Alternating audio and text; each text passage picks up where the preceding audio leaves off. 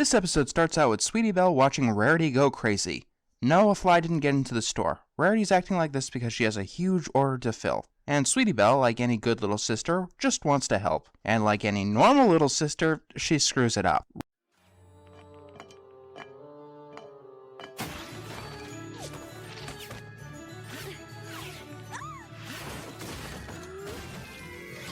Rarity does not want Sweetie Belle's help, even though Sweetie Belle is practically desperate to help to try to find her special talent. Yeah, we're forgetting the lesson learned at the end of Call of the Cutie. Get used to it. Enter Fluttershy. She's returning Rarity's cat, who apparently likes Fluttershy more than Rarity. Rarity brings up something called the stare, and wonders if that's why Opal likes Fluttershy more. The stare is said to be some strange talent that Fluttershy cannot control. Enter the other two members of the CMC. They're all excited because they're going to sleep over, and they even have a special chant to show it. Chris Savino, why do you hate me? Unfortunately, they can't have their sleepover because Sweetie Belle destroyed Rarity's supplies, and Rarity has to stay up all night to make more. So, Fluttershy volunteers to take them in for the night. So yes, Sweetie Belle gets away with making Rarity's life harder. Okay then, the CMC are overjoyed. Please, stop that. On the way there, they run into Twilight, who is in another story she doesn't need to be. No, she's not as bad here as she was in Fall Weather Friends, because she's largely out of the main plot. We learn that she's going to the Everfree Forest to get some tea from Sakura. Well, there are worse excuses I've heard to go into the evil Forest of Doom. Fluttershy assumes that taking care of the CMC is going to be easy. It's not. They go wild as soon as they get to Fluttershy's house. The first thing they want to do is shout and run around for no apparent reason. Oh my god, they act just like real kids, so you can't complain about it, can you, Mr. Enter? Yes, I can, and yes, I will. Christopina, you've got the realism down. Kids can be annoying, but under no circumstances should you ever have a character annoy the audience. Speaking of annoying, Scootaloo wants to go adventuring in the Everfree Forest because she is either stupid or suicidal or both. Actually, they want to be...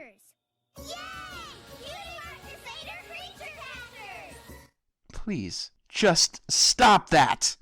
So, they play act catching a creature, and I must admit that it is kind of charming, especially because they aren't shouting. The charming stops when they break Fluttershy's table, and then they want to fix it. And they decide to rip off DuckTales. And fail. Horribly.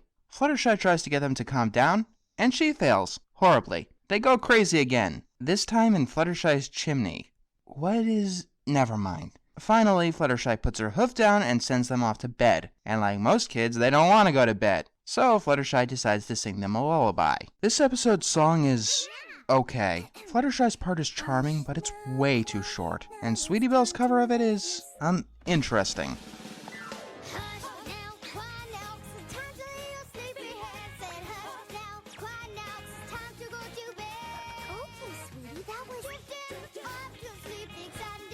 This isn't one in my music folder, if you know what I mean. The song does manage to spook the chickens, so the CMC teleport outside and try to catch them. Fluttershy manages to get control of the situation by using her special power, the stare. It's exactly what it sounds like. Fluttershy stares at animals, pheromone music starts, and they are compelled to do what she says. I'll voice my opinions about the stare at the end of the review. After the pheromone music dies down, Fluttershy herds the CMC back inside, and they go to bed like good little children. Then the CMC see that one of Fluttershy's chickens got loose, so they sneak past Fluttershy, who is talking to herself. They follow the trail of the missing chicken, and Scootaloo rips her cape on a fence post. And they follow the trail into the Everfree Forest. So they really are that stupid. Good to know. I already talked about this in my Bridal Gossip review, but it's worse here. Fluttershy flat out told them that there were dangerous creatures in the Everfree Forest. Later on, Fluttershy realizes that things have gotten too quiet, and she finds that the CMC are missing, as well as one of her chickens, and they've all gone into the Everfree Forest.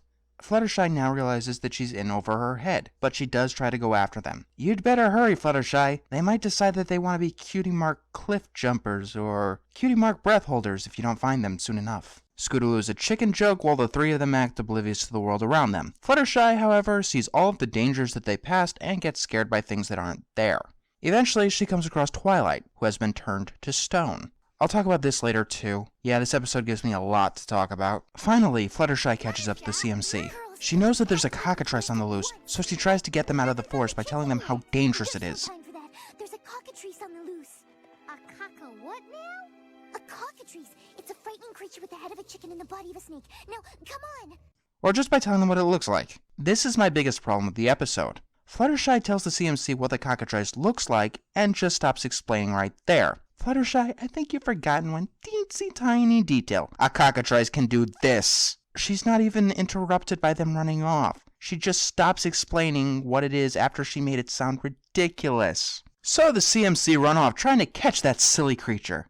Fluttershy then tries to explain what it does. Fluttershy, that's the first thing you tell someone about a cockatrice, or a medusa, or a basilisk. Who gives a buck what they look like until after you know you need to avoid it? The CMC chase the chicken and come across the cockatrice, who doesn't look so ridiculous now. Oh, and it turns Fluttershy's chicken into stone. And the CMC come across Twilight, who has a snail running across her face. That's disgusting. And then they're screaming.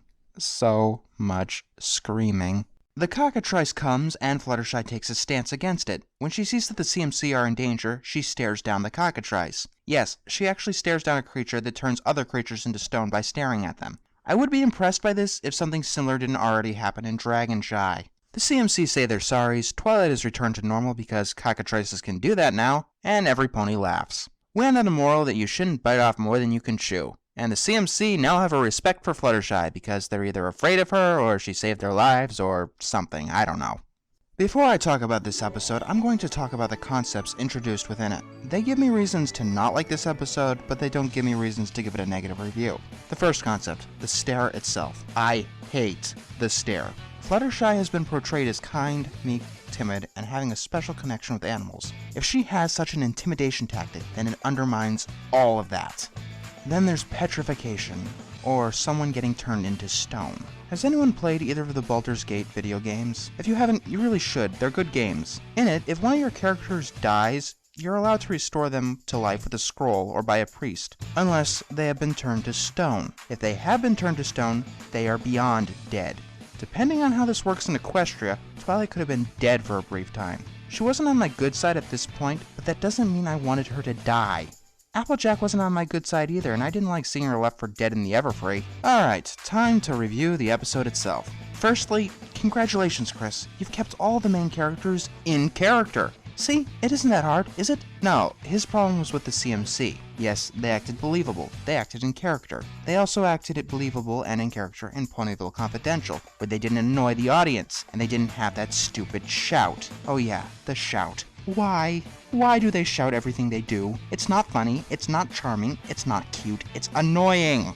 The only other thing I have to complain about is Fluttershy not telling the CMC what the cockatrice does before she tells them what it looks like. Alright, time to stop bashing this episode. Apart from what I said, I found this to be a fairly enjoyable episode, story-wise at least. The humor was still non-existent, but at least Chris told an entertaining story, even if he had to resort to temporarily killing Twilight. I'm going to give this episode a silver, because Mr. Savino needs a nice parting gift. Yes, this is the last episode he wrote for the show. I don't know why he left, I don't care. Stairmaster was a decent episode, but they probably should have given a more experienced writer the first CMC episode. A writer like Cindy Morrow.